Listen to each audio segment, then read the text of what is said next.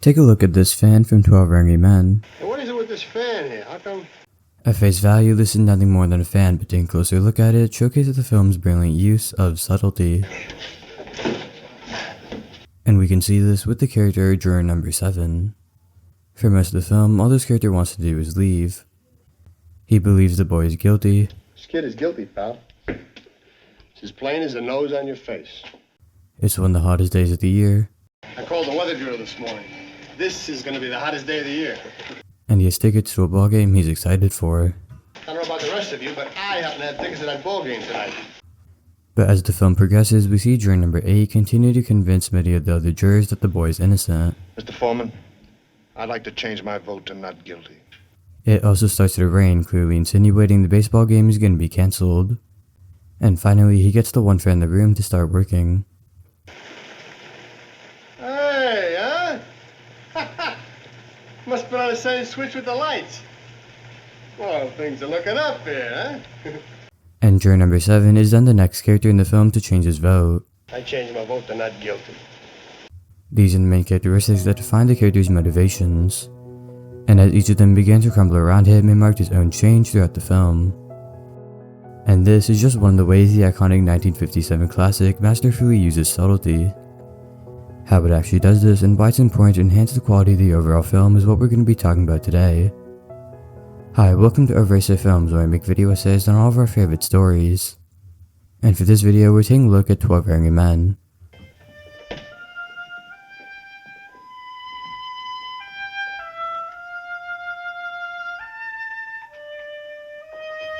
Now, the basic premise for the film, while great, is also an incredibly challenging idea to pull off.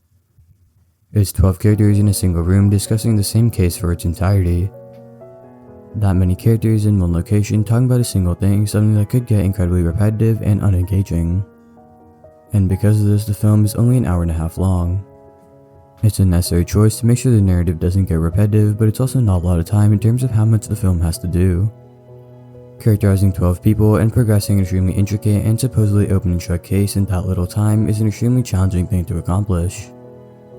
But this is where the film's use of subtlety allows it to be efficient and do so much with so little in a way that never detracts from the narrative. In the whole film, we only get to know the names of 2 of the jurors, and even that's at the very end. And yet, these characters are still interesting and compelling enough to carry the story. However, simply at face value, this is where the film fails. We don't get to know each of the characters independently, but that's also the best thing I can say about the film's characterization. Because the film is able to make the jurors compelling by putting their characterization in the context of the case, and the context of the conflict between the characters. We understand who each of them are not because we explore them each as individuals, but because we see their ideals come into play naturally throughout the film. Their characteristics are subtly tied to the film's narrative in a way that's efficient and makes them feel like real people. Juror number 3 is one of the most iconic characters in the film, and that's in large part due to the massive and even sort of sadistic nature of his personality. You all know he's guilty. He's got to burn. You're letting him slip through our fingers. It makes him pop and truly stand out as the main antagonist in the film.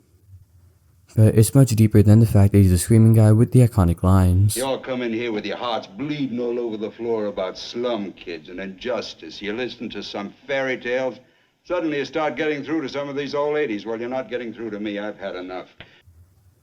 The film establishes a strained relationship with his son, not through any major expositional scene, but rather a few lines of dialogue. When I was a kid, I used to call my father Sir. Its impact doesn't come from the time spent on it, it comes from the way he acts throughout the film and how it impacts the other characters. He's angry and clearly biased towards the boy, and it's through these moments that we develop the character. The other jurors call him out for his biased and sadistic behavior, and it stems from his broken relationship with his son. Ever since you walked into this room, you've been acting like a self-appointed public avenger. You want to see this boy die because you personally want it, not because of the facts. You're a sadist. The character himself lacks all subtlety, screaming his way throughout the entire film. But while that makes him shine as a character, the efficiency of his journey still comes because the film is perfect in its ability to be subtle. It doesn't need major moments of characterization, it establishes his entire emotional state in a few lines and then naturally lets us understand the character in the context of the film's narrative. We see this with many of the other characters as well. Juror number 1 is the most organized out of the group, and this is shown in the way he tries to organize the case and make sure the other jurors don't go off the rails. We decided to, do this a certain way. I think we ought to stick to that way. Juror number 4 is the most methodical and calculated out of the group. And we know this because of how he puts emphasis on the facts, disregarding personal bias, unlike many of the other jurors. Now suppose we take these facts one at a time. In one of the best scenes of the film, we see juror number 10 as he tries to convince the other jurors of his prejudice. Bright. He's a common ignorant slob. He don't even speak good English. He doesn't even speak good English. At this time, there's still jurors who vote guilty, and yet everyone collectively stands up to him. Not by screaming or even speaking a single word of dialogue. Everyone's reactions are a perfect representation of their characterization throughout the film.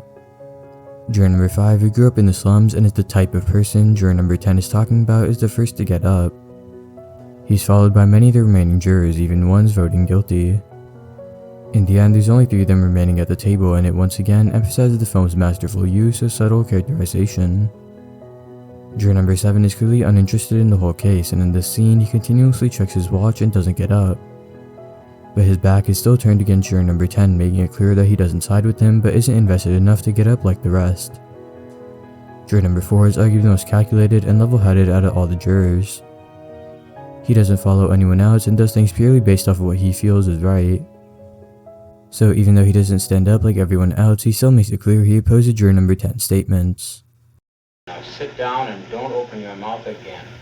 Everything we learn about the jurors are things that come into play in the actual story of the film. We never spend entire sequences or parts of the story exploring each individual character.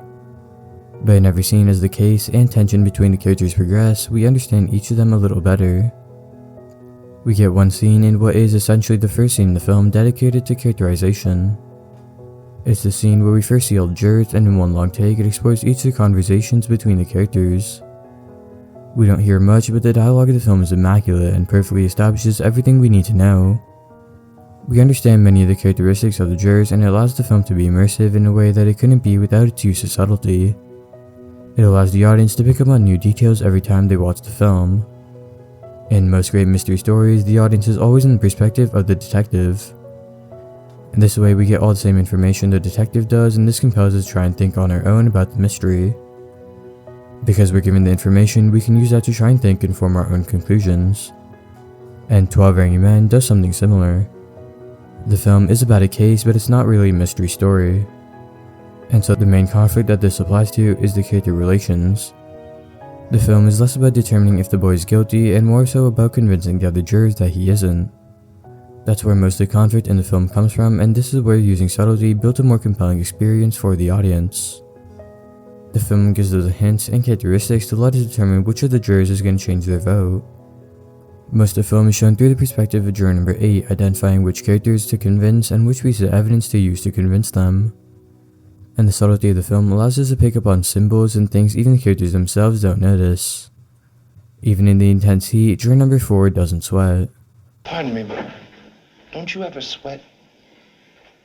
No, I don't. This is something he brings up early in the film, and it doesn't change for most of it.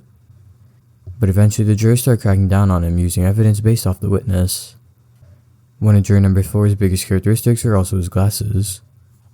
It might seem like an incredibly small thing, but when that ultimately tested the case, it represents a change in the character's decision.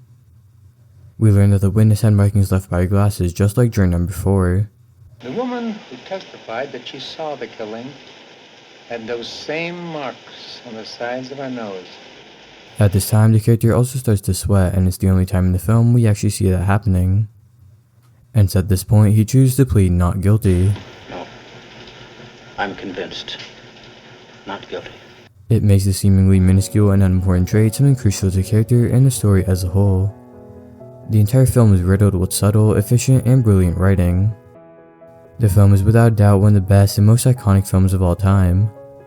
And I think a big reason why is because the film is able to be subtle, allowing it to tell an efficient and captivating story that absolutely stands the test of time. If you guys like this video, I have a lot more answers on the channel, so check it out. And if you like what you see, consider subscribing. Thanks for watching, and I'll see you next time on Over I Say Films.